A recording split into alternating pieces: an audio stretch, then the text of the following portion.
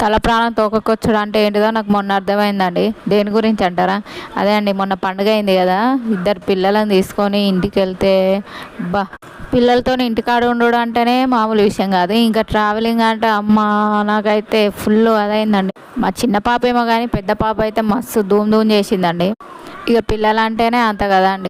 మా చిన్న పాప కంటే పెద్ద పాపనే చిన్నపిల్లలకి ఏస్తుంది. మా చిన్న పాప అయితే సైలెంట్గా ఉంటుంది. ఇంకా నేను మా చిన్న పాపనే ఎంత ఏడుస్తుందో ఏమో అనుకున్నా కానీ ఎంత సైలెంట్గా ఉన్నదంటే అంత సైలెంట్గా ఉన్నది. మరి అంత కష్టపడి ఎందుకు వెళ్ళడం అనుకుంటారా?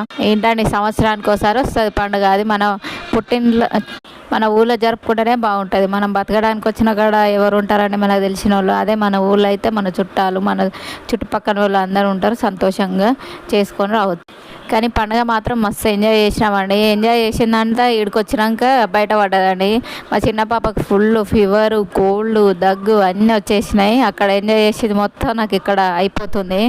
2 days నుంచి అసలు నిద్ర కూడా పోనివ్వట్లేదు. ఇప్పుడు అనిపిస్తుందండి ఇంకోసారి ఊరికి వెళ్ళొద్దని. పిల్లలు 1 year అయ్యే వరకు కొంచెం ట్రావెలింగ్ బంద్ చేస్తే బెటర్ అని నాకు అనిపించిందండి ఈ సిచ్యువేషన్ని బట్టి. థ్యాంక్ యూ అండి. మన ఛానల్ని సబ్స్క్రైబ్ చేసుకొని లైక్ చేయండి ప్లీజ్. బాయ్.